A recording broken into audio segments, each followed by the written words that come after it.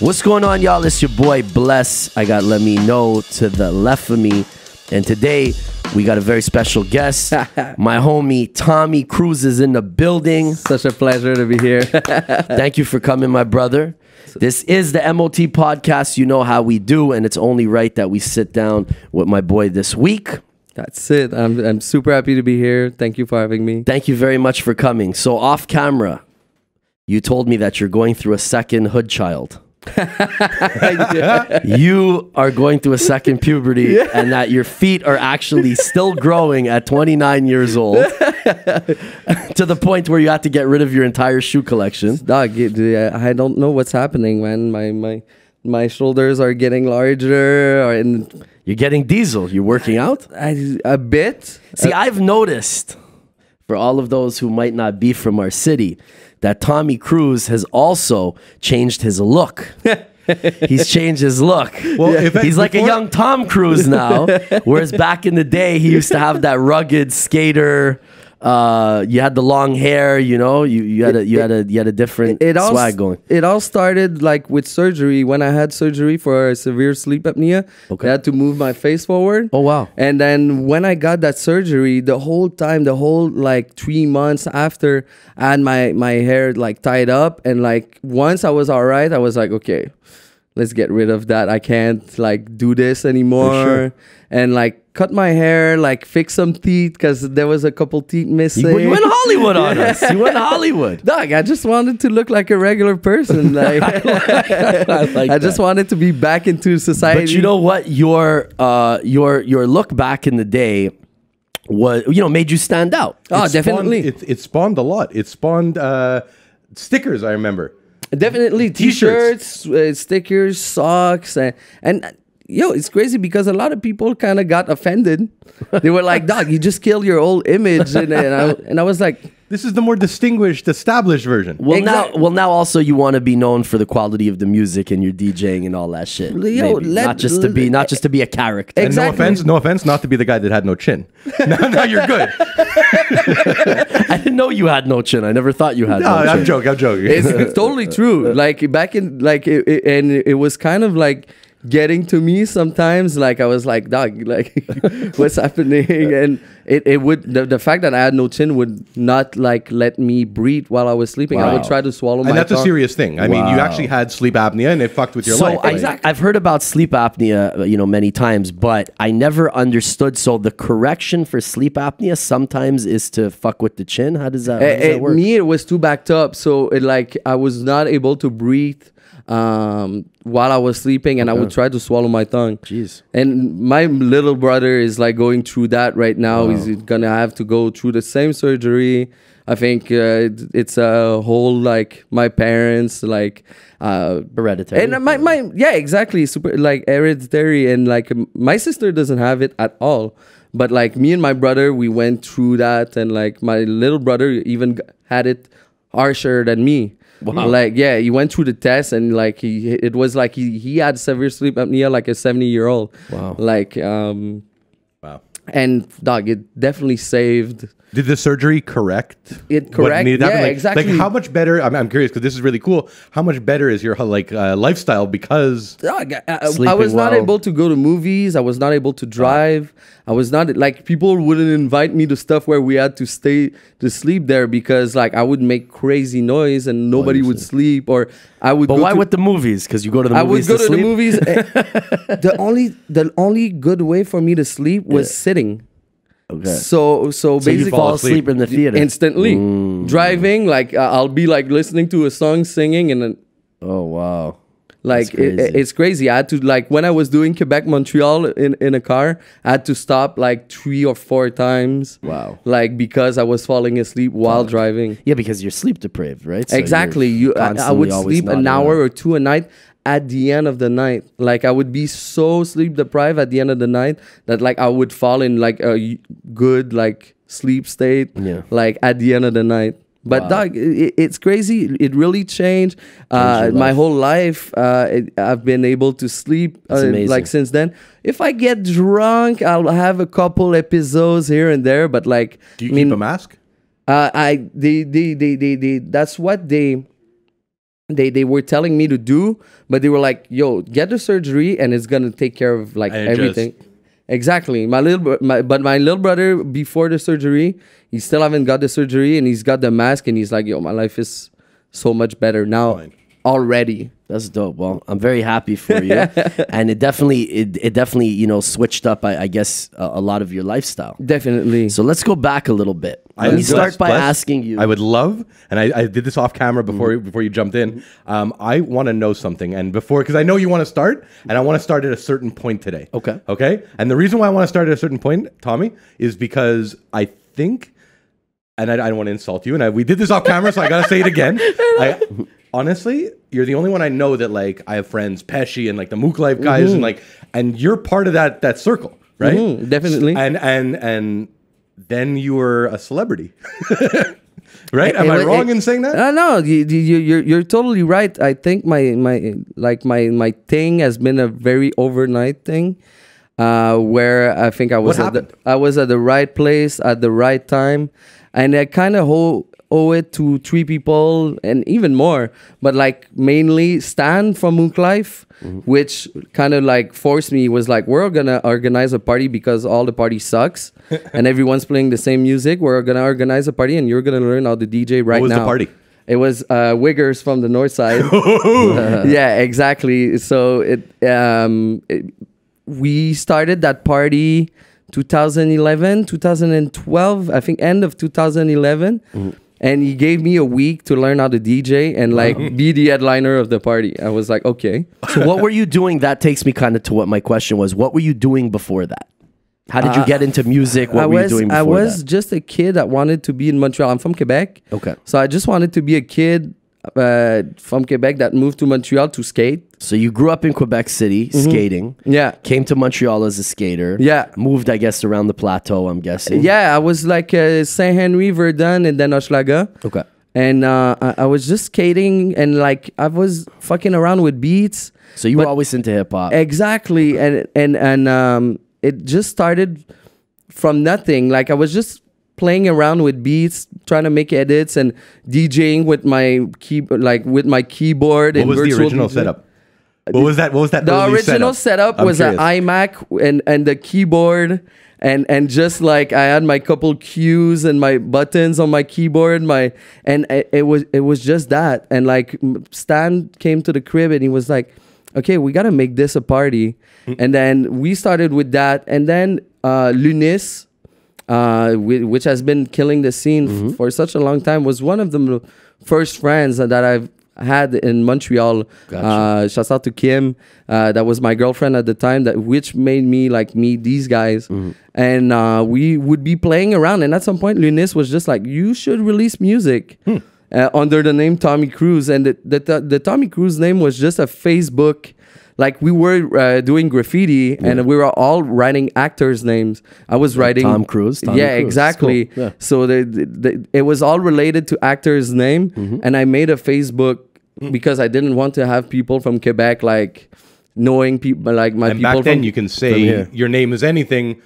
And you're cool, and you're one of the few that gets to keep Tommy Cruise forever now. Exactly. It really like started like Lunis was just like, yo, you should like release music under that name. Yeah, sure. And it started like that. We did a couple parties with M.O.T Life, and then we had this like Facebook group with me. I was such like a new music enthusiast, and we had this like Facebook group that a friend producer, Ryan Emsworth, put me in, and it was with like ASAP Yams and like a couple other people, a couple rap journalists, a couple producers, and just some enthusiasts from the States. That like I got into this circle and we started like sharing stuff, and I needed like a support. I needed like a team. So that's where like my manager Matt Langell came in and like created opportunities for me. And this whole circle of like M.O.T Life, our Facebook group, and like my team, just kind of started to take momentum. Exactly, take momentum. And Do you think it was largely because of the events that you guys were throwing? I think it was mainly regarding the DJing. Yeah, that's what I mean. Exactly. And people liked the music. It was more like Chopta and Screwed and Memphis influence, which I kind of got away from because I was like, I did like 2 or 3 projects on that tip. And with time, I was just like, okay, like, I want this to become more producing, and over the time, I think my DJing like talked a lot. Like I think people booked me for that. People wanted the parties that we were organizing, and I wanted to focus on developing like really the producing, which I knew nothing about. I was just using samples and putting them together, and like it was my music.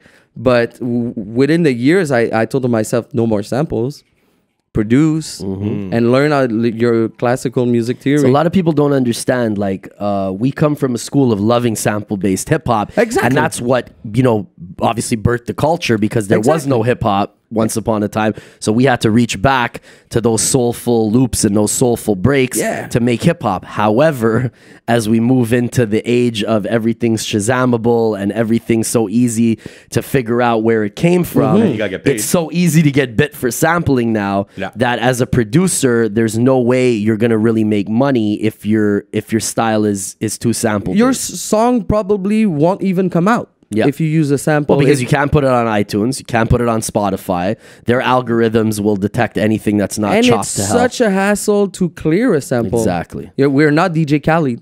Yeah, exactly. No one is. Yeah, right? like You know what I he's mean? able to clear a sample. You could sample Lauryn Hill and say, yo, this is going to be a hit. But any Lauryn Hill sample is going to be a hit. Can you clear it? Right. Are you allowed to monetize it? That's why Bronson bothers me so much today, because the early Bronson stuff is some of my favorite rap music ever. Exactly. And the second he stopped with the mixtapes and sold albums, it's a different guy, and it's cool. It's still nice. But it has to be a different guy because of the nature of the business. Because and he's we could evolved all loop Teddy Pendergrass and Al Green and James Brown, and the shit's gonna sound dope and ignorant, and anybody with swag can spit some bars on it. But that's not exactly making a record. You know what I'm saying? I'm all about original music now. Yeah.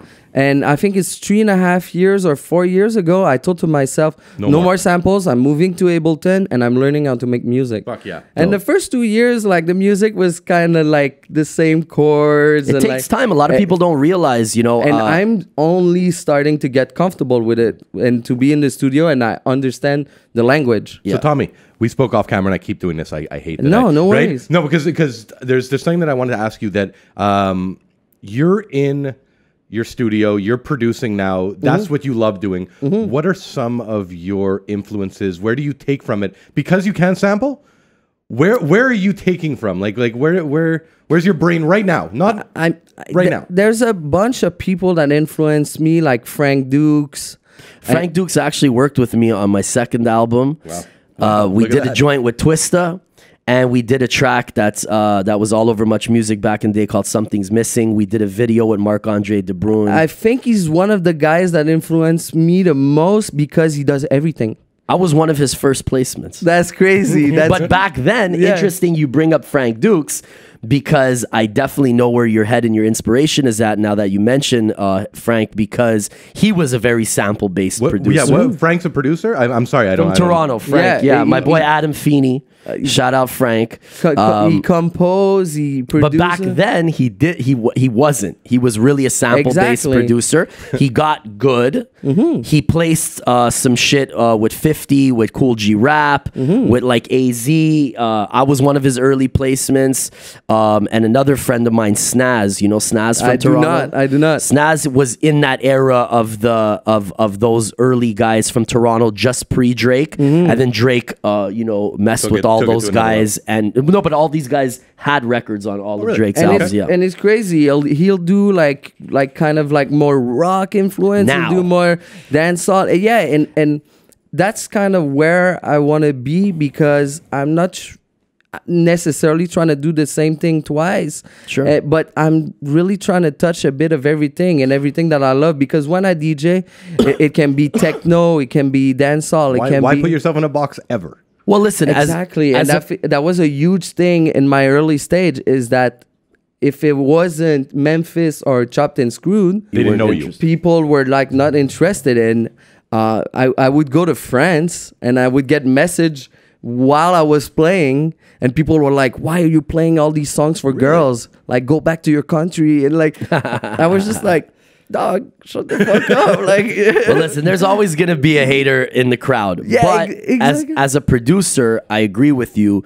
I think the goal as an artist and as a producer is to touch as many things as you can be good at. I mean, look at look at Quincy Jones, look at Rick Rubin. When you talk about legendary producers, he wasn't like Quincy Jones wasn't like, oh, I only do like Michael Jackson style shit, or I only do this. Exactly. He would work with whoever. You know what I'm saying? And give them their best sound that he could come with. You know what I'm saying? And from here, like, a huge inspiration has been Rough Sound, because he came from such a sample-based hip-hop background, and he moved to only composing. Well, me and Ruff come from the same school of hip-hop, obviously, and Ruff's a good friend of mine. He's actually one of the first people that talked to me about you was Ruff. Man, I love him to death. I was just with him the other night, and I kind of had this conversation when I started working on my new project, and I was like, who besides yourself, because me and Ruff have a lot of joints together, do you think we should work with? And he definitely mentioned you, and he's been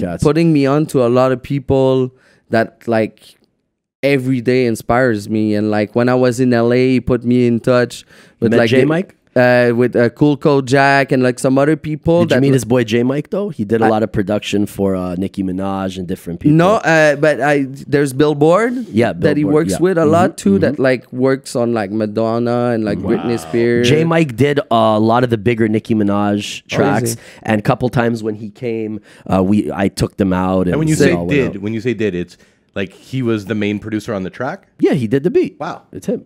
Wow. It's crazy. Shout out J-Mike. Shout out Rough Sound. Those are great checks, no? Rough Sound is definitely like a huge staple like in the hip-hop sound of Canada. So when you were growing up in Quebec, were you listening to a lot of French hip-hop? Was it English hip-hop? Not at all. Not at all. English hip-hop? What's Tommy Cruise's background in music? Where do you come from? Like your parents, what were they playing?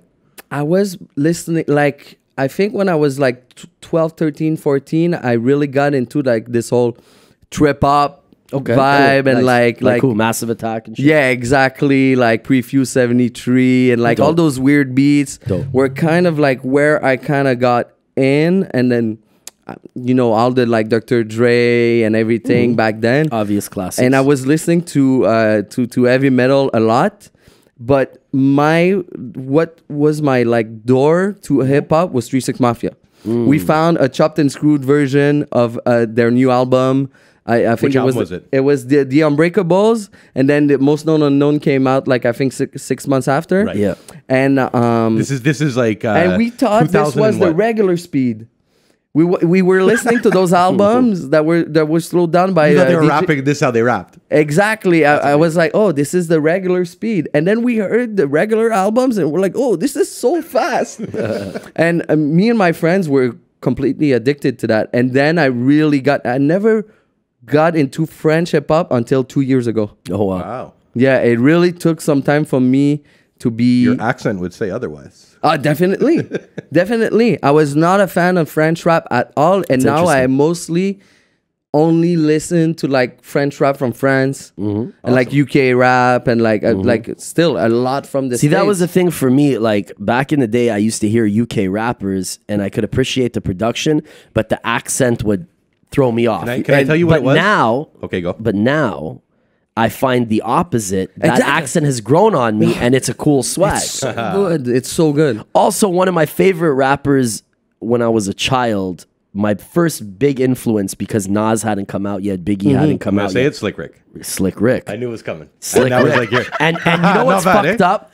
I loved his wordplay and his cadence and the production, and I thought that British accent was fake. I didn't even realize, because he was a New York guy. He was a transplant from the UK. But Bless, the crazy thing is in the last, let's say, maybe 4 or 5 years, maybe a little bit longer, the UK actually has their own, that grime style, that flow, Whereas before, anytime you listen to like UK, like London, I'm talking, it sounded like Dipset. It sounded like New York rap. But what I meant, when I would hear that New York vibe with that accent, it just wasn't. I wasn't believing and it. I get that. But now when I hear them on like that track with Steph London and Idris Alba and all of them, I think that song is hella swaggy, and I love the British accent on that. So it grew on me. And it's crazy. Now they have like all their different styles. There's the grime, there's drill, like that's influenced by Chicago rap, and like they're this old how good is drill music, by the way? Like I still listen to Chief Keef. Like fuck that. I'm completely obsessed with UK drill right now. Yeah, that's great. Like they have such a different vibe, and the cadence on the beats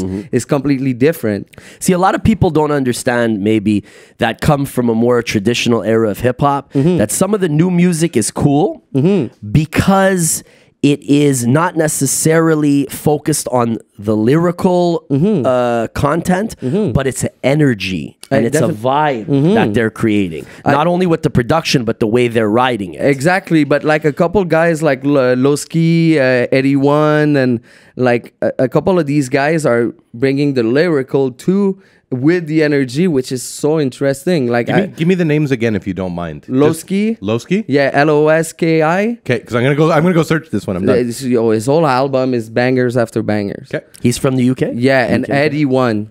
Eddie One. Yeah. I'm old school. I like 6-7. 6-7. They're like like gigs, obviously. You know, gigs, like definitely. Those guys. Skepta. Exactly, Skepta. And it's funny because what's the white boy's name? Sorry to interrupt. What's the white boy's name? I loved. He kept going to jail and then coming out. He gets Rock Nation contracts and Dipset I know contracts. What you're talking about. He looks like you a little bit, actually. Who is it? He was looks like you. Blue. Something Blue. I know who you're talking about. Not Boy Blue. Boy Blue's from here. I know who Joe you're talking Blue. about. Something Blue. I wouldn't know. He's a white boy and he goes to jail. And then every time he like has a buzz, back in jail. And then he's like Gucci Mane of England. But the whole drill scene, they shut it down. Like they're really taking off videos of the internet because they're scared that because everyone has a face mask and I mean, right? It's real. You know, people sometimes sleep on Europe. They don't understand that, you know, London and Paris and Marseille are grimy. You know what I'm saying? It's funny to me because one of my first huge featuring was JME. And like Skepta's brother, and he basically heard one of my beats on Boiler Room that people were freestyling on. Shouts out to Sophie from Boiler Room back in the day. She asked for a couple beats for people to freestyle on, and Jamie heard that, and he was like, "Dog, I need this beat right now." Nice. And it ended up on his album, and we went gold with that album, and it was like my first real like placement featuring that I've ever got. Congrats. So that takes, good for you. That was so sick. That takes me to my next question. So musically, what have been some of the highlights of your career so far for people who might not be familiar with you, who might be hearing about you first? Who have you worked with? The Tommy Cruise rap sheet, if you had to break it down. Definitely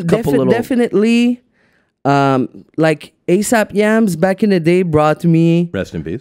Rest in peace. Rest in peace, Yams. He's right here. Nice. Hold on. Show it again. I saw ASAP Ferg yesterday, actually. Hell yeah. I seen Ferg yesterday. We toured Australia together. That was so sick. But I think Yams opened a lot of doors in the States for me and like put me in contact with a lot of people. And he was all about that. And Tommy, Yams didn't rap. He was behind the scenes. He was just a behind the scenes guy. Give us who Yams was. He was like the best A&R that was not an A&R. He was like, obviously behind, for those who might not be familiar, obviously behind ASAP Rocky, ASAP Ferg, and the whole ASAP movement. And basically, he opened a lot of doors for the States for me, and put me in contact with so many people. So like in the States, when we did the Boiler Room with Migos, their first show in New York. You DJ'd? Yeah, exactly. I opened for Migos, their first show in New York, and then did the like first Migos show in LA. Dope. Like it was all like last minute things. So too. Yams just was like, I took a liking to this kid. Exactly. I want him to come DJ for this. Exactly. Put me with the guy the girl that was organizing the Boiler Room, and he was like, "Yo, you should play that." And then definitely some huge moments like in my career was getting the featurings that I thought I would never get. Like? So I got one with Playboy Cardi and a Hood Rich Pablo one, which was... How did that come about? It's all Brodinski, which is a famous like French DJ that moved to production, and he's only chilling in Atlanta and working with Atlanta kids. So smart. And he was in the studio. They walked in and they were like, "We need a different beat." And he put one of my beats on, and he got like this crazy collab that because Good for of you, man. that, Good for you. But that because of me that I played on a small radio because I drank, 2-3 shots, and I was like, okay, I'll play a little exclusive, something different. Not thinking that like some kid would record the snippet, but because the Playboy Cardi fans are like huge, diehard, diehard, yeah, and they recorded it, and it ended up like 2-3 months later on YouTube. So I was like, okay, there's no way and those we can snippets, release. sometimes when you see those snippets on Instagram, even myself, I'm a grown-ass man. Yeah. If I see someone previewing a track with bad quality, yeah, I'm waiting for that track. I remember like Boosie put out a song a couple months ago, and I waited like 3-4 months, and like I'm checking YouTube. Yeah. Give me Shout the song. out Boosie. Boosie's good people, man. But it's Boosie's funny. the OG. It's funny you mentioned Boosie because like everybody always gives Boosie a bad rap because he had that he's the crazy man. case and he was on death row. But I remember meeting Boosie years ago, You met 10 Boosie. years ago You in met Tupac Vegas. and Boosie. I met Those Suge are- Knight and Boosie the same night, actually. Tupac and Boosie are the two That's realest in my crazy. opinion. But I met Pac when I was 11. I met Suge in my early 20s. But the same night that I met Suge with that funny story that I told once, We'll tell Tommy after. we were downstairs at one of the big hotel casinos in Vegas. I don't remember. And this guy from the clothing business was like, "Oh, this guy Boosie. I don't know what his name is. He's a really good guy. Like you should meet him." And me, Boosie, and this and this guy from the clothing business, shout out John Gurman. Actually, his son Chad is now active in the scene and works with Young Troy and a bunch of other people. Boosie. Actually, sorry, John is his uncle.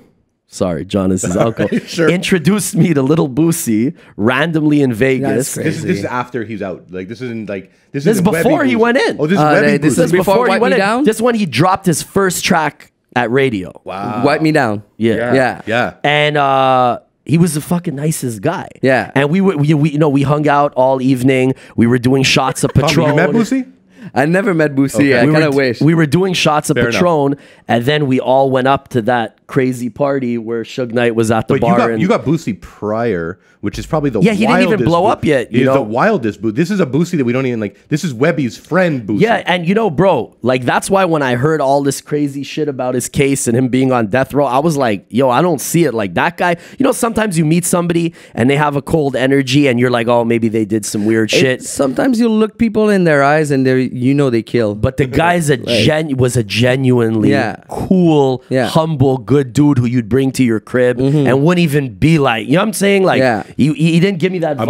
I'm with you. The reason why we brought up Boosie is because I'm a huge fan. And anytime he previews a track, I'm literally like, he's in his living room he's with dope. his daughters. He's great. There's a whole culture around snippets right now. I love that. And basically they make songs really hot You know off who's the snippets. best at it? Sorry to cut you off. You know who's the best is Lil Nas. Yeah. He's previewing all his next songs, and I'm on Twitter. I don't even go on Twitter anymore because I want to see what this guy's up to. He's putting out like snippets of his songs. This guy's gonna have a platinum album. Well, bro, he's already out of here with He's that there, yes. single. He's on the level. He's crossed genres for fuck's sakes. Nobody's been able to do it. And people tried. Don't get that one twisted. LL tried to do a country feature. Nelly tried to do Young mad Thug. country grammar, all that shit. And it always came across No, this is good with a little Billy Ray. cheesy. What do you think of that one? I think Young Thug was kind of the originator on I'm sure he was. on making the rap. It was the Thug Girls album, that last one. that he Beautiful put out. Thugger Girls. Such a great album. Yeah, the Family Don't Matter song and with the video. I could cry at the end with the girl. The first time I heard it, I cried. Right? One time. I had tears. One time. That's dope. Could I hug you? I straight up Right? cried. No, that Grown song men is- bonding over Young Thug. No, that I girl like is- how androgynous hip hop is. Dude, that girl at the I'm end- joking. He's dope. an He's an artist. It's He's an true. artist. It's Tommy, so that girl great at the end. That girl at the end. I have tears in my eyes. I swear to God. Yeah. That girl at the end when she starts belting it out. Yeah. Oh. moments, vibes. Yeah. But it's cool that it's there right now. It's cool that like it's not like a bunch of like old concerned dudes about the state of hip hop anymore and everything. Lord Jamar. Yeah. Like I'm so happy that it's not that anymore. Yeah. But you know what though? Like I feel like the era that we're in with social media being the game is on social media, right? Everybody's living on social media. Everybody's hearing snippets on social media, learning about culture that, when the mashup scene started and the chop and screws, we saw the melting of cultures, but now like the borders have melted away. I think you know what I'm trying to say. Like with everything, fusion is here exactly. It's but I think with fusion. social media and everything exposed, people are just learning to be better persons every day, and I fucking love that. I fucking love that. Keeps people responsible because you can't just be a piece of shit bully. You're gonna get roasted. There's gonna be pushback. Exactly. So I love that everyone kind of gets put on blast for whatever they do because you learn to be a better person. True. Like and you know what? You're the first person who's came on here and actually had that perspective. Right? True. Because we've had so many people who have been like, we lost the feeling of that human contact and having to be in the street and being a man of the people, which I think everything in life is a balance. I still find that sad that like there's a good side and a bad side. And you're a good example because you're between the two generations. Yeah, you're not a kid, but you're not an old head. Exactly. And you kind of came on the cusp of both as I did and as he did. And what I think benefits guys in our age bracket, is, how do I say this? Social media should open the door. But without that personal relationship that you had with ASAP Yams, you don't end up playing those shows and getting those features. And do you understand what I'm saying? So definitely, if you had met whoever on social media, that would have been a great door opener, and that would have been an opportunity that you didn't have 10 years prior. But what you do with it and how likable and charismatic and talented you are is what's going to catch you there. And I'm not a person that like really expose all of my stuff online or like talk. No, it's business. And I don't talk to people all day on stories or whatsoever.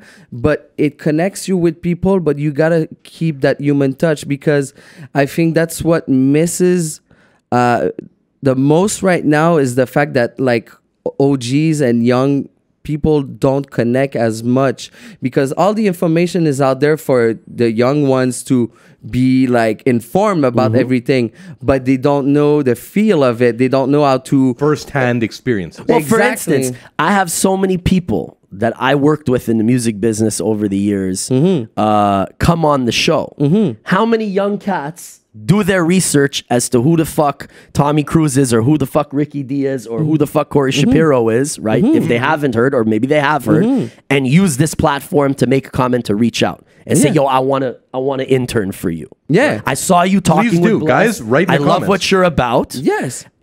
I don't know why people wouldn't do that more because if I was in their shoes, I would be watching this podcast to soak up game and get at people. What my dad, you know what I'm saying? What my dad always told me, and from when I was skating or whatsoever, he was like, go see people better than you and ask questions and don't be shy.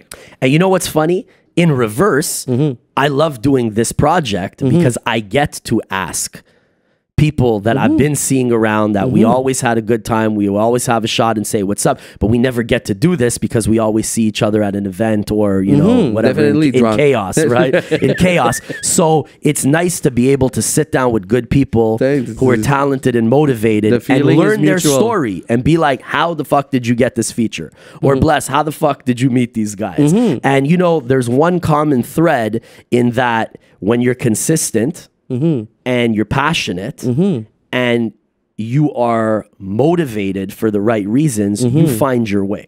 Definitely. And I think what I love... that's good knowledge. Let's take a break on that. What I love, thank you. What I love about what you said was utilize the social media and all these amazing platforms we have at our disposal, but realize that a Tommy Kruise wouldn't get those placements if he wasn't maybe doing those DJ sets where he had the opportunity to meet those people and be in a room in those with spots, them. being outside of your Your basement. Yeah, makes So you the- got to utilize all the cards that you have at your disposal. I think it's a good balance of reaching out and then having a human touch and not I agree. because a lot of people will try to use that and they'll be only business. You're not my friend. It's only business. It's got to be organic. It's got to be everything. Exactly. So you gotta keep a human touch in everything that you do. And everything is not an email. Everything is not a DM. And I think in business in general, and especially in the business of music, it's so important to be of service in a business situation. If you want to open the door to trade, you want to say, hey, I see you're going to be in Montreal for whatever reason. Instead of what can I get from you, I would love to put you on the list. I'm DJing this really cool party. I'm going to get you lit. Come through. Come to the basement of my place. I'll show you beats. And Whatever. we have a booth at the place. We can record a demo. And Of course. And that's how I kind of touched down with a bunch of people. We put... Like one night we came home and like we taped a good mic on a IKEA lamp in the closet, and then from there like some kids from France came in, and I was like, come to the crib, and they would spend the entire day. We would make 2 songs and like stuff like that, and then go to the club after. You do your set. They have fun, whatever, and just kill 2 birds with 1 stone constantly. And when we started doing tours in the States. How did that come about? Let me slow you down. I think my first tour in the States was with R.L. Grime, a huge EDM artist. Okay. And when was this? That was in 2015. And we did like 60 dates in the States. We did Australia and New Zealand. Dope. And basically, even on that tour, we would try to invite rappers in their own cities or whatsoever. Dope. Like, so I got to invite some of my favorite rappers because we had a platform, we had a huge show, and R.L. Grime Henry was so nice to allow me to do that. And then we did after that the Just Rap tour. Me and Ryan Hemsworth that put me onto this group. We're on the same management team, and Matt Langell was like, we're gonna do a Just Rap tour. You guys Where's are gonna your management based? It's in Toronto. Dope. And LA. And Matt was just like, you 2 guys are gonna go play rap, and we're gonna invite rappers in every city. And we would go to Chicago. Hold on, that was based off of the fact that the tour before you were saying come out. So they kind of got that mold. I think it kind of started the thing, and Ryan was doing that too because Ryan was already touring, and he was like, "I'm gonna put you 2 guys together, and in every city we're gonna invite rappers." That's such a cool look because you look at now all the big tours that are going on. That's what they do. Exactly. Do you think you had something to do with that? Was that before? I wouldn't say that. Give yourself some credit if you can. No, but I wouldn't say that because we just reached out to people we loved and we were fans of, and they would all answer yes. It was organic. We were like, you're gonna walk in, you're gonna get 1K, you're gonna get an NSC bottle as soon as you come in. We'll have a great time. But were you personally, or was your management, who was making that contact? It would be or else Ryan, or else me, or else the management. But sometimes it was just us sending a DM or in even the a city. text message if you have the guy's note, right? And it would be the day of. Wow. And like coming in the car to the city, we would like just DM or like email. We're in your city. Are you around? We're in your city. We would love to have you at our show. And we had a good platform where we were able to perform like in good theaters or in good. How big were the venues? That's another thing. Right? Like from venues that were 400 to like venues that had like 1,000 people capacity. Okay. So there's profit to be made. Is what I'm saying. Exactly. It's not like you're going on tour. Some people go on tour.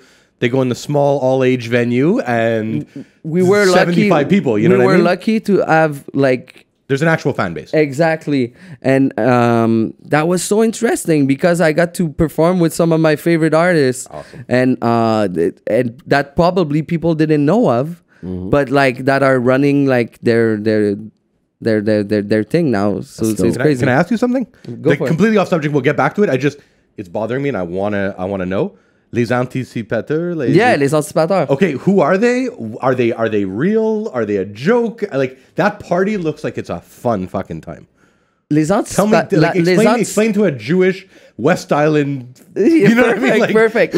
So, les anticipateurs is basically a representation of what redneck Quebecer could be. Okay. So they're real Quebecers. They look like a fun fucking time. It's so funny because Bless, you know these guys, right? You heard the name? No, actually, so not he goes familiar. on tour with them. These guys are like, they're dressed like, I've never seen guys like that. They don't give a fuck. Exactly. And they have the T-Pain glasses and they're 10 years behind on the style. They don't give a fuck. They always kept their personalities kind of hidden, but they have this huge persona where they're the real redneck entity of Quebec. They embody pickup trucks, Fords, F-150s to 750s. Yeah. They talk about cocaine and they talk about like nuts. It's basically what could happen in outside of Montreal. Yeah, and they've been making like this like kind of humoristic rap. Yeah, it's a parody, but they're serious about it. Exactly. That's what I got. Exactly. Yeah. It's basically that, and so it's a fun project. Exactly. It's the fun part of making they show up music less with goggles.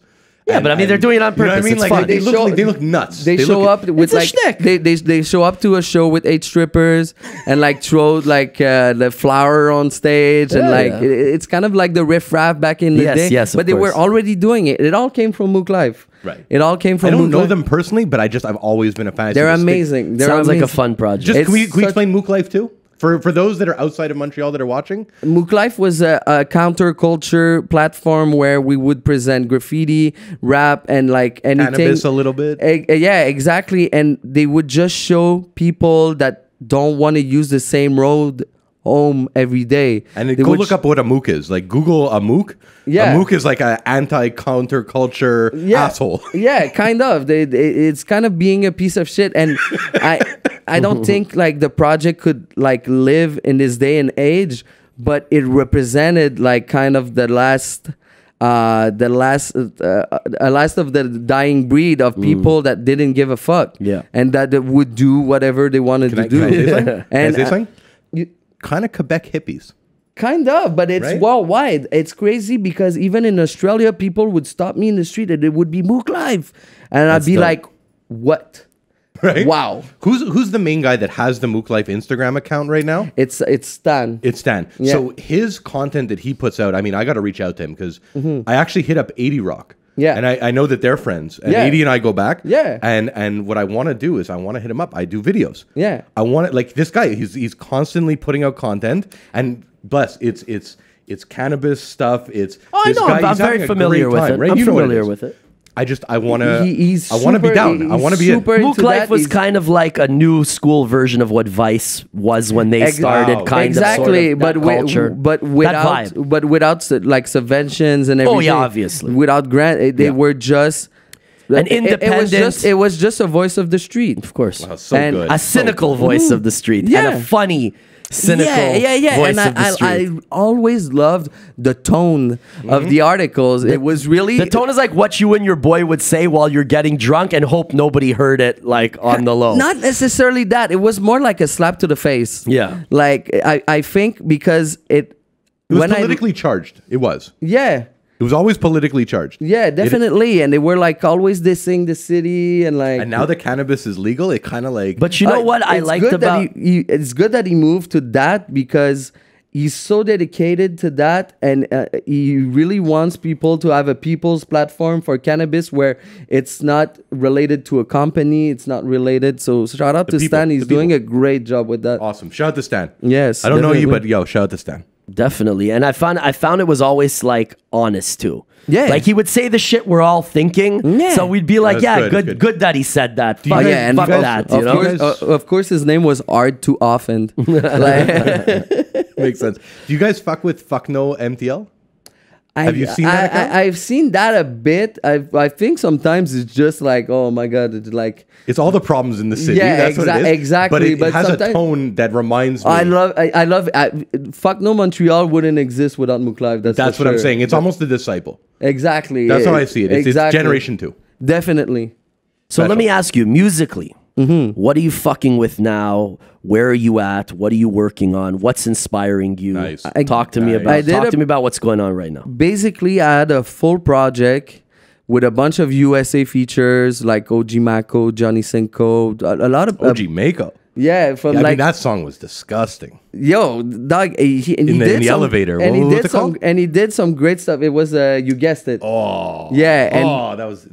And bitch, you guessed it. Yeah, and basically we got a bunch of features, and then I got sick. I got this huge skin infection that made me kind of disappear for 6 months. Wow. And when I came back, I got scabies and some other thing. But we spoke off camera. They didn't know what it was. So they didn't know what it was. Then they would give me meds, and it would fuck up my body. What did it come from? Is this an internal thing? It's in your skin. It's in your skin. It's in between your skin and like your flesh. So you don't catch it. You kind of just I catched it. I went to do a show in Seattle. Wow. Slept in this 4-star hotel. Slept in a girl. No, not even. Not even. It's probably the bath. I'm joking. No, but when I caught it, I was like, yo, what's happening to me? And I went to do like the ITS MST checkup. I was like, I thought I had something. I was like, I got gonorrhea. Right. And I did the test, and the guy was like, no, you don't have anything. I was like, run it back. Do it again, like, please. That's the name of my next single. Run it back. But not for the same Couple reason. chains, light work. That's 100 stacks. But it's crazy. Like I disappeared for like probably 6 months because of that. Yeah. And when I came back, I needed to reach out to people probably that I didn't even fuck with their music, but I wanted to do music. And I think it's the best choice that I did because I had access to a couple featurings from the States that set my bar up there, and I wanted to do that only. Sure.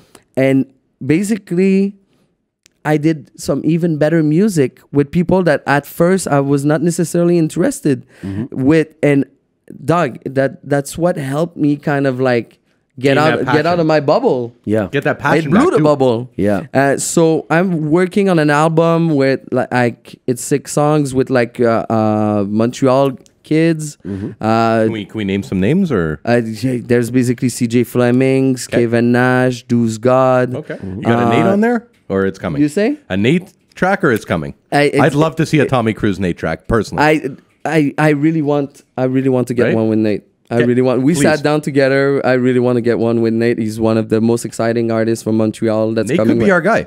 I think Nate is gonna be our guy once he dropped this album.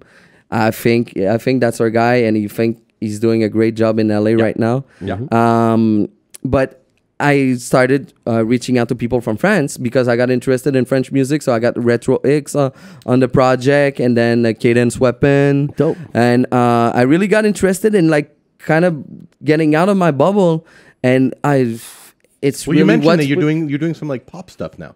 Yeah, you're doing exactly. Stuff. You don't have to name names because obviously like. But like, what pushes me? Like, it could be techno, dancehall, pop, rap. Very particular rap scenes. Like I said, I'm really interested in like drill, UK drill, and then Detroit rap. That's really fast right now. This whole scam stuff. I love it. Like, you fuck with Killer Mike. Not Killer Mike. Sorry, Mike. Lil Mike out of Detroit. I don't know. Okay, I got one for you. Okay, off camera, I got one for you. Perfect, a Detroit guy. But it's really that there's so much that pushes me and that I'm inspired by, that I really want to try to do something different. So you're working on a solo project right exactly, now? Exactly. All your production with different artists? With only vocalists, exactly. No more. What's it called? Do you have a name for it yet? It's Thomas Croisière. Okay. It's the French Tommy Cruise name. Okay. Well, I'm going to play you some records. Perfect. I'm going to play you some shit. Just going with that, and that project gave me a different energy, a different drive. And that's what I kind of want to do. I started working with this girl, Laurence Narbonne from Montreal, which is an amazing producer and singer. And I really love that. Like, we have this like crazy grind. We did one session, but in one session we did like 4 beats. And I was like in 5 hours, and I was like, wow, That's crazy because we had a bunch of ideas and we can send that to other people. Sure. And I want to keep it like that. I just want to send ideas to people and see how the ideas get some placements, evolve. Continue to get some placements and work on your solo project. Yeah, exactly. Because at the end of the day, but then I drop songs with like Maxo Cream and Trippie Redd. That was on Maxo Cream's project, which is kind of like my main thing that I really want to do. I really want to get. How did that come about? That opportunity to work with Trippie Maxo Cream has been one person that has fucked with me on every of his project, and every time he's worked on a project, he really got to me. Like he really hollered at me. Like I need when it's one. Time for Trippie Redd. Exactly, and it's always out of nowhere. I'll send beats, and 3 months later, he's like, "Okay, I got this one with Trippie Redd. It's gonna come out in a month." And I was like, "Dog, where is he based?"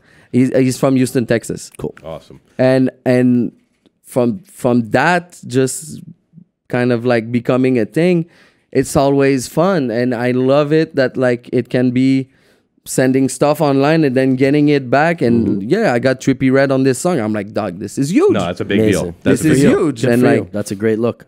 But at the same time, I love being in the room with people. I love seeing an idea. That I love kind of the executive producer thing where you oversee it from beginning to end. I'm good with the sequencing on the songs and kind of like getting the idea together.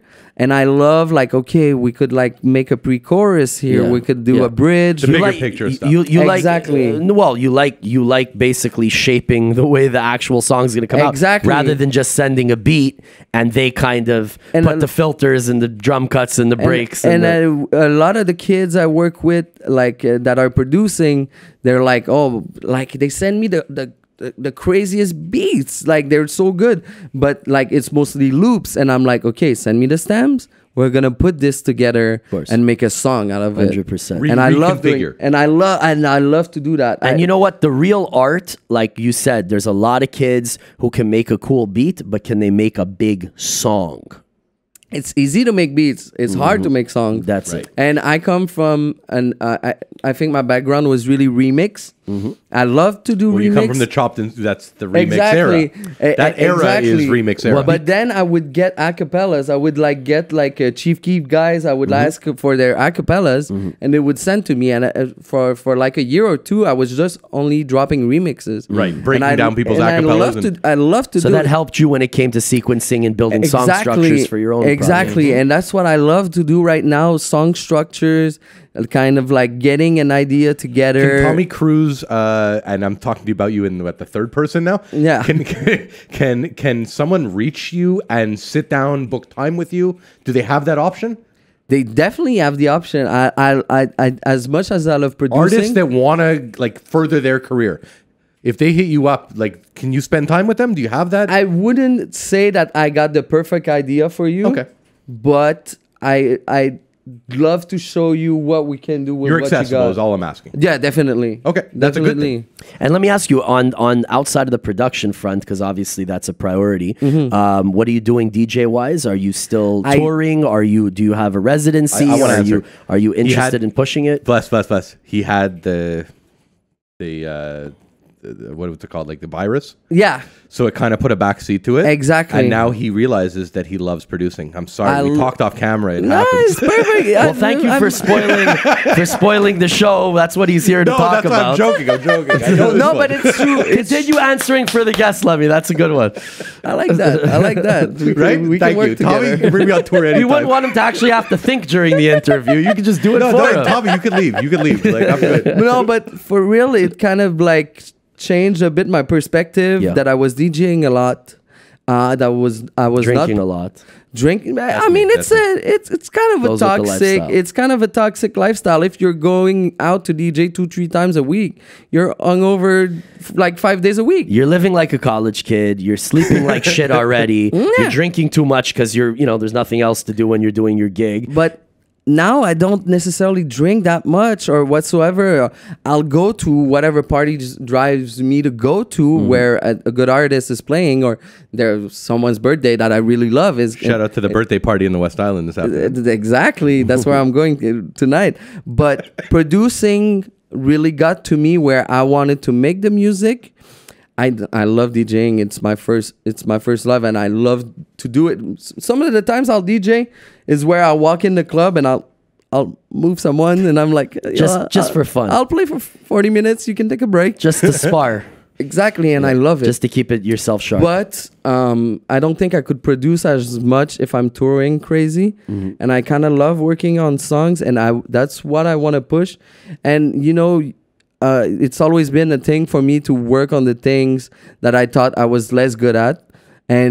But then developing that, it just made me more interested in it. Mm-hmm. And the fact that now I understand, like, classical music theory and stuff is making me that, like, I love it and I want to produce because you have that flexibility that you could take it everywhere. You're not stuck on what the loop is. And I don't want to tour if I don't have a project out. So like, I don't want to push that. So you're pushing the production full speed, and the DJing is more just once in a while. Yeah, exactly. And who knows, it might come back around. Yeah, exactly. And back in the days, I was kind of doing videos with Vice and a bunch of other media. I love the Maddie Matheson one. Oh, yeah, man. That was funny. That's the first time I ever saw you, by the way, like on camera. Yeah. And you weren't the local guy that I knew through friends. Yeah. I'm like, oh shit. Like no, but I love doing that, but I kind of wanted to step away from that a bit just to get into your production shit. Yeah, exactly. This man's a producer. Makes sense. Plus, if you have this lane that you've been able to carve,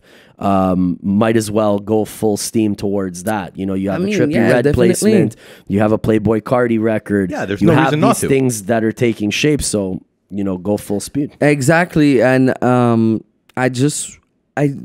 been interested a lot with young, but not necessarily young artists, but like artists that are starting and they have something interesting. Mm-hmm. And I've been reaching out to people like, I want to do a 4-song EP with you. And just to have a clear idea, because back in the day, I was just like send beats and throw it in the air. Mm-hmm. But now specifically you're picking exactly. And that's when you're in a good place, though. Exactly. And I want to throw an idea that's like kind of already polished to them. Exactly. And I'm like, let's make a 4-track EP together. Mm-hmm. And I love that. Yeah. And that's what I want to push. I think that's really dope, because I think like that's what's missing, whether it's from labels or from producers. There's a lack of artist development.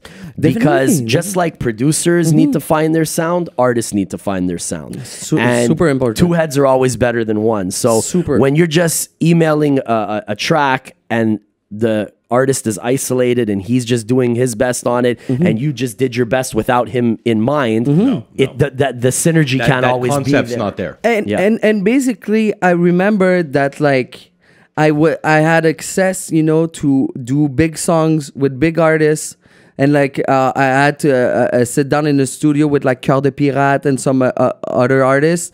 And that was when I was like severe sleep apnea, like complete, it was a problem. Yeah, a huge problem for me. And I was not able to do a good session that I was proud of. And do you prefer sessions that are live now? Or do you like when like you can speak to the guy and say, this is what I'm asking you for? No, I love being there. You like being in the spot. Exactly. And I was kind of sad because I stepped away from those sessions and I was like not proud of it because I was not able to translate the idea that I had in my mind to the music. And I went to a songwriting camp with the SoCan. And we have to do 5 pop songs every day from 9 in the morning to 10 at night or 11. Baby I Love You songs like nonstop, right? No, just like huge songs. Placeable radio anthems. Exactly. And with different artists every day. So there's like 5 producer camps and there's 5 chalets all next to each other. And the vocalists go from one chalet to the other every day. It's like speed dating. Dog.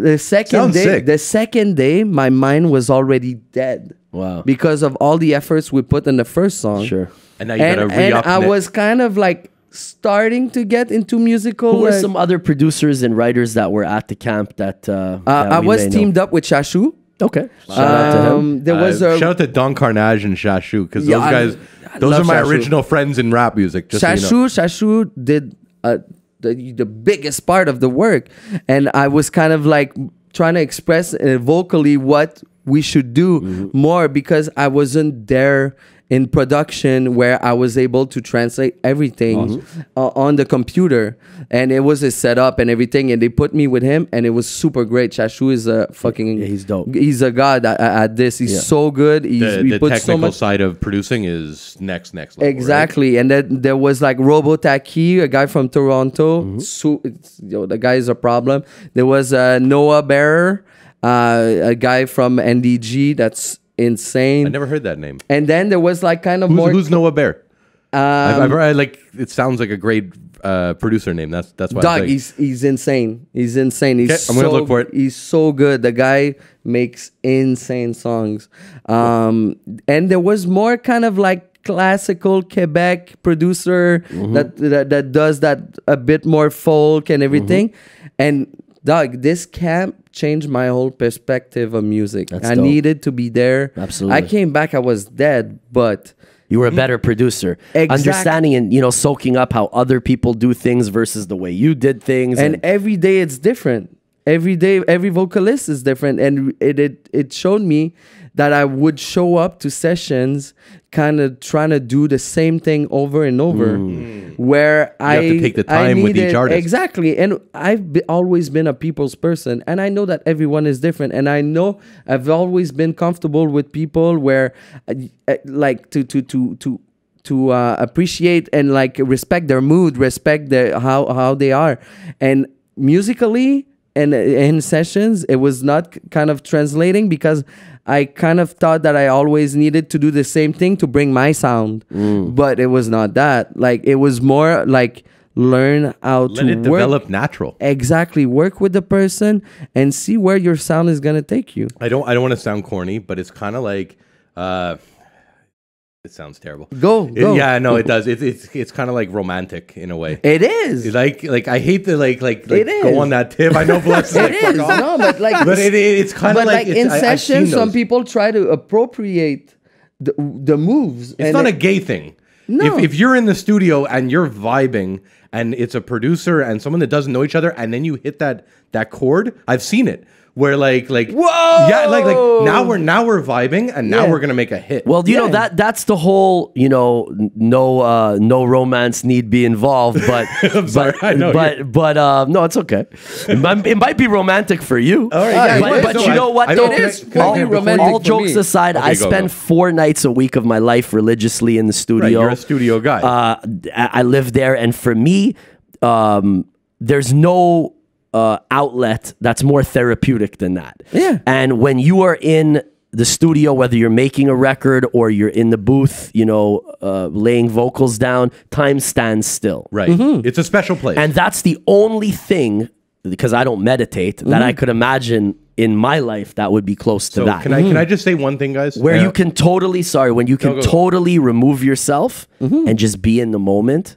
And that's what's priceless about making music. I went to some meditation classes, and I've never seen time go by so fast. And it's the same thing. Same thing as being in the studio, of course. But we're old school, Bless. We don't meditate. He's right. That's probably something that like is very close to being. Well, that's why I brought up meditation. Right? I don't do it regularly, but like some friends have been hitting me up and they were like, "I'm doing meditation class. If you want to come, try it." And I think I went like 3 or 4 times, and dog, it's so terrible. Listen, the subconscious is a powerful thing, and when you train yourself, even though I haven't done it, I can only imagine. Who knows what kind of little things could get unlocked in way back there in your brain. Like, where does inspiration come from? Where does a vibe come from? It just kind of comes from 100% comes up. Gentlemen, just because we were on that studio vibe, and I have to give a shout out to someone, Kinetic. I don't know if you know Kinetic, Kyle. The name is just... He's a Montreal guy that's been around. He did Millie Mill's first track ever. Okay. Like, we're going way back, okay? Okay. So Kinetic and I spent a lot of time in a studio together in Montreal Nord. It was an old church. It was a special place, okay? And like the vocals in there were special, and we brought in artists, and then he brought in one of his girls. I don't know what the story is. None of my business. And they had a session in this studio. And I'm telling you, It was a producer and a vocalist, and they weren't making love in the studio, but the song that was created and the beat that happened, it was love making. So this is why you said romantic. That's exactly. You're out here. You're out here exposing people's business. Here I am thinking you're taking a scene out of Hustle and Flow, the movie Hustle and this Flow. Is real life shit. It's hard out here for a pimp. Crazy. Her name was Nella. Okay. I don't know if you know. She did a couple tracks with like some bigger artists. No, okay. I thought maybe the name really rings a bell. Her name was Nella, and it's kinetic. These are two of my friends, and they were in the studio, and like I don't know what their relationship is prior, but they were in the studio, and these two made a song. I don't know if it came out. It could be a fucking platinum song today. But I watched them, and between the beat and the vocalist, they made love. They made a beautiful thing. They made a child. There's nothing better. Yeah, there's nothing better than that. It's a great feeling. I agree with you there that there is very little in life better than creating art from nothing that will last. And I think that it's so important as artists that we make things that will stand the test of time, that will be timeless. Fair. And that it doesn't always happen, but it should always be the goal. 100%. Let's try and go in there and make some timeless music and leave something dope to inspire the next producers and the next artists. I know Tommy's got a birthday party and he's got to get to the West Island. We're pushing an hour. I'm just giving you the out now if you want it. I'm still good. Okay. Just throwing it out there. Again, I appreciate you cutting the interview short. I love the West Island. Hit the bat with some good ones. So that's where you're at now, focusing on production. What's next outside of this solo project that you're working on? I just love Montreal, and I love. Where do you see the scene headed? That's really where I'm trying to take the question. Good one. Yeah. I think we're really, really, really getting there. French wise, French is there. French is there. From when I started with Sans Pression, French is there. French is there now. Like it's really. I was with Sans Pression last night. France is super interested, and I'm so interested in. And France wasn't fucking with us. Yeah, they were not. And now I think again it goes back to what we were saying, that the floodgates are opening, the borders are melting away. People are cool now. There is this lane on social media where people can fucking pick what's cool. Yeah. Like they could be like, I don't give a fuck that this guy doesn't have 1 million followers. He's fucking dope and he looks like he has a little movement. That's cool. I kind of like even that more because I know that like we'll probably have a song in a month. Like I love hitting these young guys like or young in the scene that like I know we can get. Probably how dope is Mike Shab? Mike Shab is so dope. He's the first. I don't know the guy from a hole in the wall, but he's in my car right now.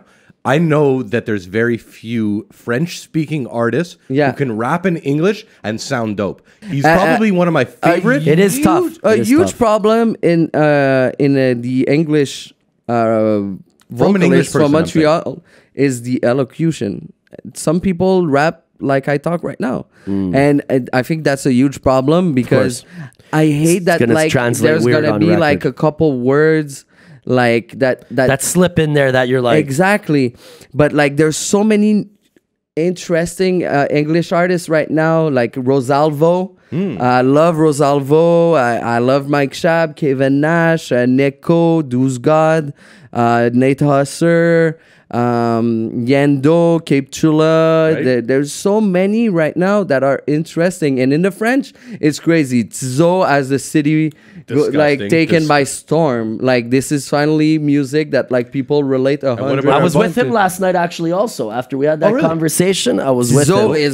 And I told them to come on. Well, Bless was texting me at like 1:30 in the morning last night. You're at what was it called? Snoop was doing a private event. Yeah, and I'm getting 1:30 text. Yeah. This guy's on the Go. Joe Verse. Snoop did a private DJ set for my friend who owns Joe Verse. So we had a private party. There was maybe less than 100 people there. That's sick. And Snoop was just here playing in a hockey jersey, in a Canadiens jersey all night. Yeah, he had the whole Canadian fit. I loved it. Yeah. Snoop's a great guy. And, I think the city is going through, finally, a bit of a rebirth.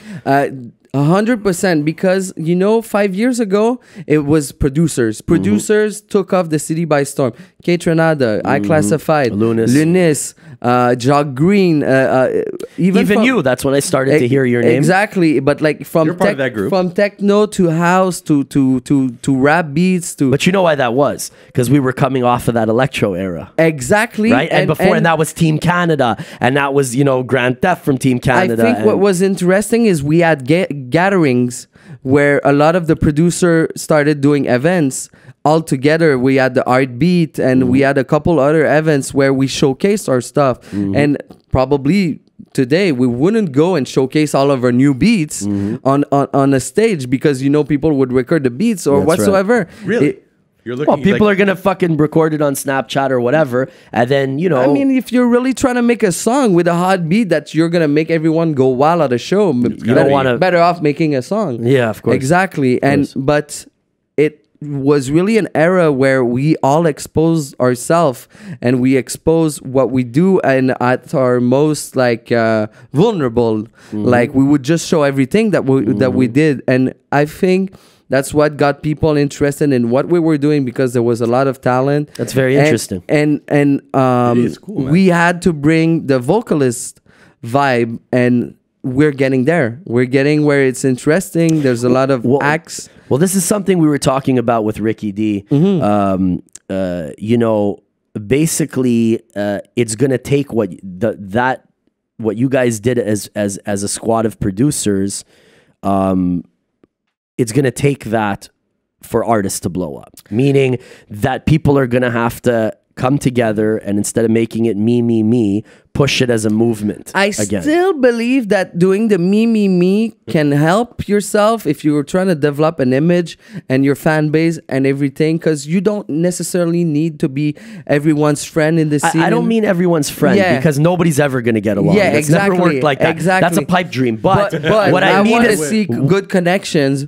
Not just that, but events that are not. But if this guy's doing a show, you know that this guy's going to open because they're kind of more that's okay. Yeah. But you also want example, like when you went and did these tours in the States or Australia, and whoever was kind of, respected in the scene would come out for a G. You know what I'm saying? That made it exciting for the people attending the events. That a Chief Keef might pop on or a Trippie Redd might pop on. Here, if the guy's not booked, or if you book somebody that he doesn't fuck with, it's we just go into the strip club instead. Fuck that show. I ain't showing up. I don't give a that shit's corny. And I think it's because we've had such a long drought that everyone kind of started being like, man, what does it give if I support? Like, can I chime in? I'm sorry to cut you off. Yeah, for sure. I think Bad News passing had a big part of that because we were close. We had the Boy Blues and we had the Eye Blasts and the Magnums. But what I'm talking about, but we were stacked for a lot of years. And then that happened, and it kind of like it's not about one individual. It's about a scene. And what Tommy was saying, that was the you scene, had this handful of producers that were able to pop and to gain a buzz. Some of them like Canada and Lunis outside of the country, some locally, but they all were able to do really interesting stuff. All of these producers fucked with people from the city, and necessarily a couple of stuff started moving. But I agree with you, and that's what I'm saying. It took that, but I'm saying it didn't change much. It didn't change much. And I think a lot of producers were kind of reticent to give their production to people from here, thinking that they would get better things because like me, I was in my bubble where I was like, I can probably get someone crazy on this. And whenever I popped my bubble is where I really started fucking with the scene. It's kind of the wall I'm hitting right now because my project is mostly just Montreal influence. And it's kind of different to bring that to a wider audience because nobody knows these guys. Well, listen, you have to do the international stuff. I was the poster child of that. Pre-Drake And there wasn't much. It was like Cardinal, Rascals. That's the OG of that. When I came in, I was like the first one doing the big US features, filming videos in New York and shit, and doing all of that. So Raw Digga features, like, it always makes great sense to do that, to expose it internationally, and also to get people excited locally. But when there's a lack of infrastructure or no infrastructure, it's hard for us to become an Atlanta or a Toronto or anything, because I'm so tired. There's no bottom. You understand what I'm saying? I'm so tired of hearing people say Montreal is a hater scene or whatsoever. It's like that everywhere. It's like that everywhere. Dude. But you know what the difference is everywhere? There's a fucking bottom. There's an infrastructure. There's a foundation. But we're different because we're the only people in America that speaks French and English together. And we never took advantage of that properly. Instead, we miscommunicated. The English was off getting no support. The French was getting minimal support. You know what's cool, Bless? Hold on. France wasn't fucking with here on the French. US wasn't fucking with the English. And Toronto had Toronto because they had fucking much music. Bro, I was the guy who was getting more love in Toronto than in my own city. Not on the streets. In the streets, in the clubs, everybody gave me dap. I'm VIP everywhere. Everybody showed respect and love. But I wasn't on Much Music hosting fucking Vitamin Pop with premiering my song. But guess what? I was hosting Rhapsody in Toronto. Yeah, of course. But that wasn't, and shout out to Music Plus, because Shahid and Mia from Music Plus were always really supportive of me. It's just our demographics were so segmented that I fell between that. Okay, but how do we? Sorry. Hold on now.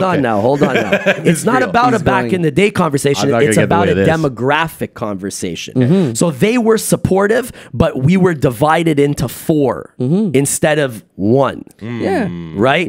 And finally, because. And I think the technology's pushing it forward, the streaming's pushing it forward. Things are more accessible. When Drake caved that border, but every fucking podcast we talk about Drake. But you're not understanding. Wait, Drake, it always has to end with Drake. No, you're not understanding. You're not understanding. It's not about Drake or Toronto or Drake, even English. Fuck, man. I know, but hold on. I just laugh. I love you. Hold on. It's not about Drake though. When Drake proved, when Drake proved that Canadian hip hop can be exported, everybody in France realized maybe French hip hop can be exported. Fair. And all of that happened. He created a highway. He didn't create a lane. He created a highway for himself, and a highway for those who had production credit on UK, him. For everybody that he brought on later. That's undebatable. Right. But now that microcosm seems like it could be possible to export French to France from here. And English to the wider audience in America. Bingo. Yeah, I think we have. How do we as Montrealers change the Drake model? It's not about the Drake model. We don't need to have a Drake model. Like, we have to have more of an Atlanta model. We need a Montreal model where people understand where they come from.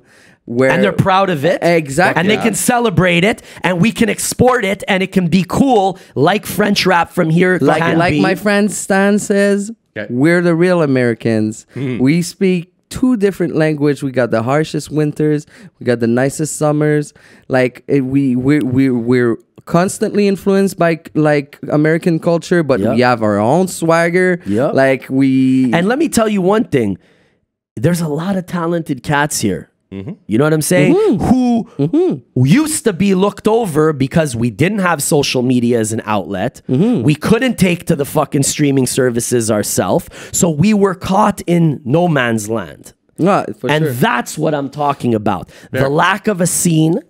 Because the reason everybody brings up Drake, he brought a Toronto pride. But I think Montreal is gonna flourish when we're gonna focus on music and artist development and stop saying that our scene sucks and that our scene but it's not stagnant. about saying our scene sucks. No, but like, it's about actually us flourishing, and not us flourishing, but understanding that it's not built on one person's success. It's a scene, and it's crazy that we were seeing so many people talking shit about that Metro festival, thinking it would not happen. Like I was saying earlier, A lot of people are mad whenever at that something one. is happening in Montreal, people want to kind of hate on it or say it's not going to happen. But all it's going to take is a couple more successes like Metro. Exactly. And then people will calm the fuck down and be like, you know what? Times are changing. Let's push outside the Technology's box. changing. If the bread is right, these artists are going to show up. Yeah, definitely. If people with like we were talking about, if people with a proven track record are interested in doing it, which they are now,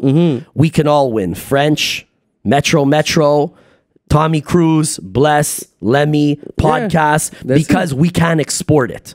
And we need to take ourselves out of this impoverished mentality that only shit that's coming from abroad is cool and be like, yo, there's nothing holding us back. This guy's good at it. It's retarded. Tommy, this guy's good. No, because I've lived my life doing this, walking the line this for guy, this. right? And everybody throws in their opinion.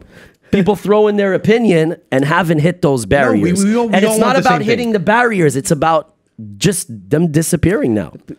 People you like using this situation as like an Crutch. explication of their shortcomings. 100%. And I think like I said, when you see guys like Mike Shab, when you see guys like Nate Husser, when you see guys like, I mean, these guys are really close. It's close. Yeah, they're putting. you've been in the game. You know what? They're though? building a picture, and that's amazing. And you know what? I once saw an interview with Pharrell and Nardwar. Yeah. And Nardwar was asking him about Teddy Riley from Blackstreet mentoring him.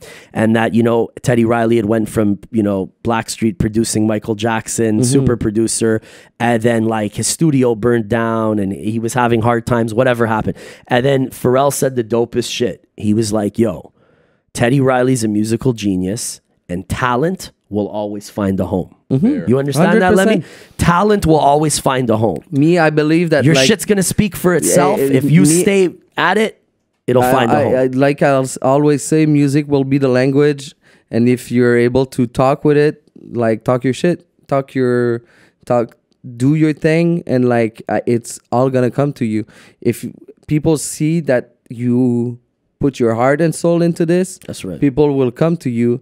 And if you're constantly need to like put something to be the sorry, my English sometimes is bad, but like if you need to explain your shortcomings all the time, it's not gonna happen for you. That's right. And that's something that like I kind of had to work on because like there's been so much that happened to me, and like I could probably use that as reasons. No, we spoke about it earlier. Like, you've but- been through some shit, homie. Brother, Doug, there's always stuff that like Right? happens to me. Like, But Tommy, isn't that life?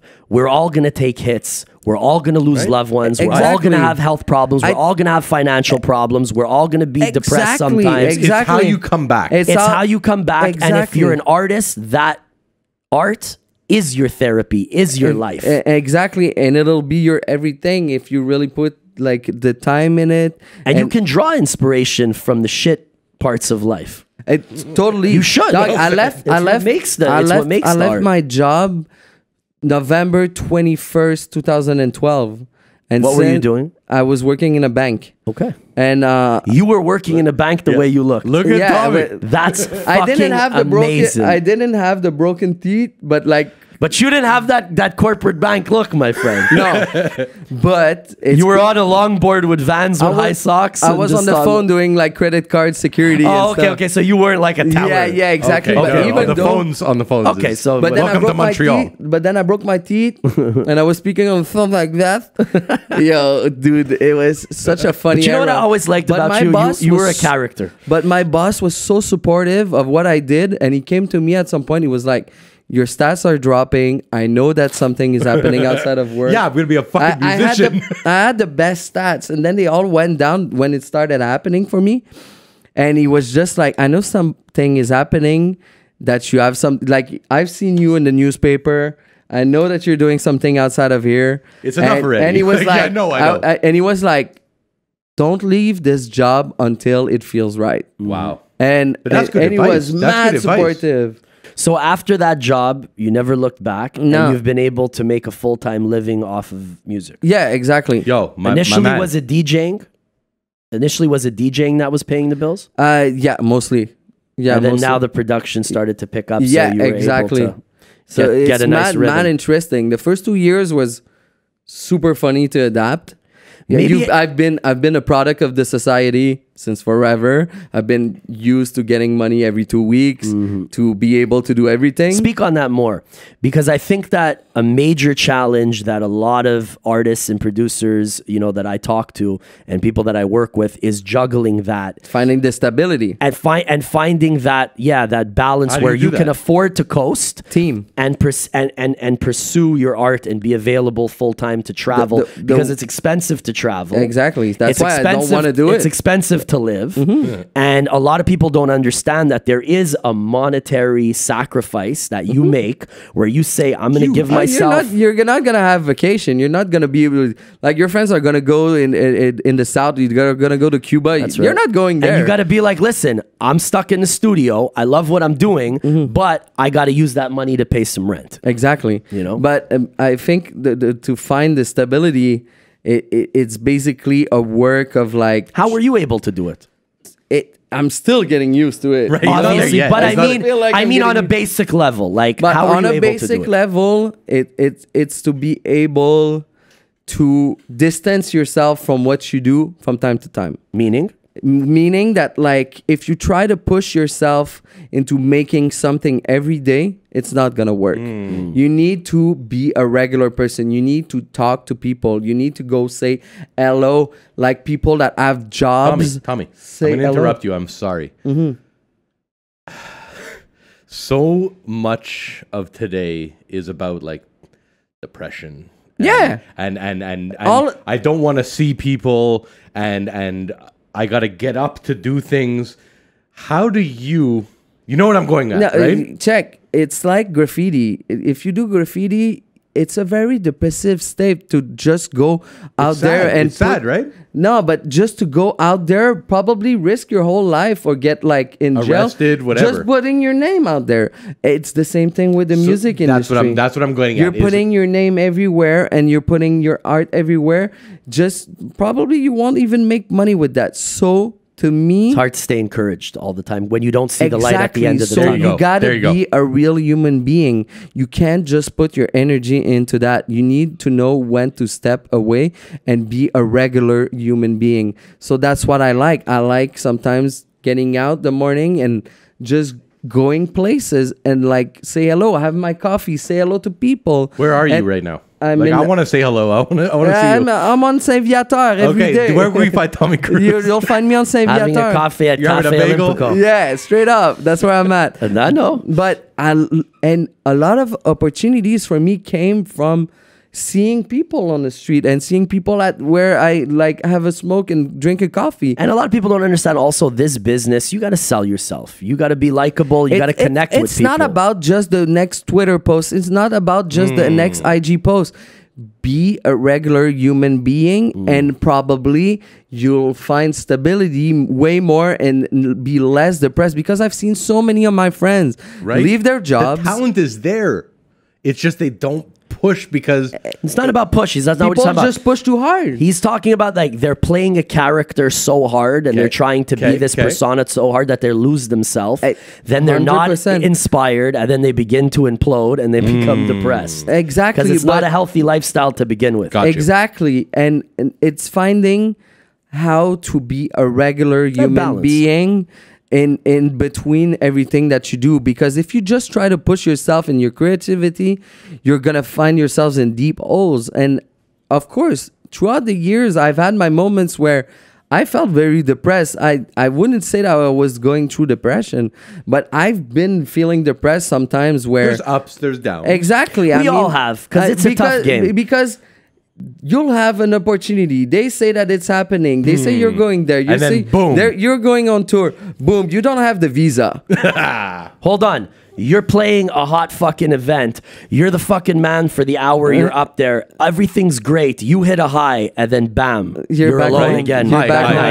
And you're not really that financially successful. No, so you're like, yo, when I'm here, this character, and I have this face on, everybody loves me. hypothetically. Exactly. Right? We're not that stupid to really believe that, No, but that's what it feels like.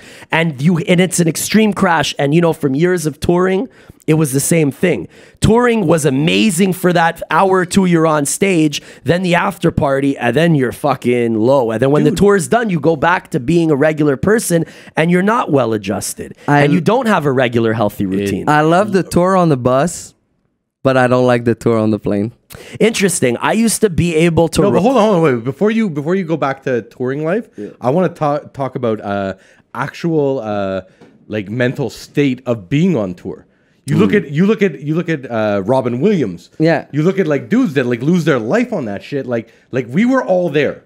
Just so you know, like I did Epic Mealtime Bless with Guru. Yeah. You're on that trip. We all been on tour. We've all seen that that high life, and that could end in an instant. And then where are you? You go back to your mom's basement. Like, well, that's the thing, right? The come up is high, and the come down is people don't realize steep. how much you don't have when you're the man. Well, also you got to understand that when you're traveling and you're trying to be an artist or a DJ, a producer, whatever, you got to realize that all these other people are building a normal, stable day life and family life, and you come back to some other shit. I'll just come like this. Please. Hotel, airport, holiday. backstage. Hotel, airport, backstage. Hotel, airport, backstage. And it's not a life. And you don't see people.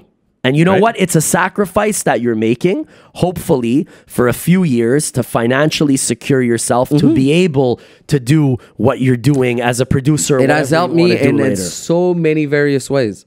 But I think as guys who have been there, to give a little bit of insight to the next generation, this is not a fun life. You got to be prepared for it. Well, it can be a fun life. No, you can get drunk and get fucked up. But I think I agree with what Tommy was saying, that you have to find a balance for yourself. Exactly. You can't forget to be a regular person, stay close to family and all that good stuff. For me, like, and where I was, sometimes like it was kind of hard on me because I would just come back and like be waiting. What's next? What's the next step? What's the next move? And I would have had a different approach because this was all new to me. I'll still say it. It kind of happened overnight, and and to me it was all touring first, and so it just, you were actually very lucky because usually people are doing what you do now. Yeah. They pay all these dues, they stay in the studio tour. And then if they're lucky and the project gets some traction, they're able to tour it. Exactly. But you did it in reverse. You got on as a DJ and finessed your way to to production. It's crazy. Well, I mean, I think it was a good lane. Yeah, Tommy, definitely. you're a fucking man. I'm happy. Like, we're friends now, okay? Just so you know. And you guys actually had a romantic moment on camera too. No, I like this guy. No worries. There's a huge hug coming your way. I spoke to my brother. I spoke to my brother before, Tyler. And I said, I got Tommy. And he's like, no shit, I got Tommy on the podcast. Yo, he's like, I love that guy. He gets kills everything. me on Twitter. No, but the thing is like, my brother's all caca humor, we'll call it. Yeah. Just like garbage. Man, I love it. Right? And like he's like, Tommy gets it. He's like, this guy gets that bullshit that I'm on. I just think about it and I'm laughing. Right? Dude, every now and then I come up to one of his tweets and I'm like, right? This guy's ridiculous, but that's my homie. Tommy, we're friends for life, okay? We're Tommy, friends. Just so you know. Thank you very much for coming, my brother. Guys, I love your story. Man, I love your character. I love yours too. I love what you're doing right now. Man, respect. We definitely got to build more. Yes. You're always welcome on the Let's M.O.T. hit the podcast. studio. Let's be a Bless Tommy track. Let's go. Just putting it out We've there. been talking so about it forever. A mutual friend of been ours. at least 3 years. A mutual friend of ours. Give this Guru affiliate some fucking 90s like primo shit, but from Tommy Cruise. Yeah. Well, you know what? I'm not really doing no 90s primo shit right now. As a But hip-hop I enthusiast. just remember I was at one of Loud's event. I think we were both there, and Rough Sound was just in my ear. It was just in my ear, and he was like, "Yo, fan track avec Bless." Right? Shout out my brother Ruff, man. Me and Ruff, I remember, we had so many times we got lit together, and K-Tranada was doing like a Juno party 2 years ago, and Ruff texts me, "Are you here?" And I'm like, "I'm next door at the Universal party." We came like the whole squad. Me and Ruff are doing shots at the bar to like Cameron. He loves the brown liquor. He's like, "Yo, G, yo, rap in my ear." Like, we can't even hear ourselves. We have a great time. And you know what? It definitely is long overdue for me and you to work, my brother. Let's go. And a mutual friend introduced us like 2-3 years ago. She was like, you guys need to connect. Like, who you was guys it are again? Fuck, I can't even remember. Right? But I know it was one of your homegirls. It was a lady. It was one of your homegirls, and she was like, do you know my boy Tommy Kruise? Well, she said the reverse to me. Yo, and I dude, was like, how can we not find it? If you're listening right now, tell us we're stupid. Yes. And not only that, and thank you. And thank you for connecting us originally. But creepy enough, we come to find out after meeting through Ruff and all these other people that this motherfucker lives attached to my studio. Like the window, like the door I come out of is his balcony. Yeah. So every night I'm doing sessions across the street from this guy's house. And I'm doing kick flips right in front. I'm there, guys. Right? I'm there, guys. I'm there. So when you know what it is, when it's meant to be, it's meant to be. Again, thank you so much, my brother. Yo, thanks to y'all. This is the M.O.T podcast. Thank you. Special thanks to the homie Tommy Kruise in the building. Lemme-Kno. I'm your boy Bless as always.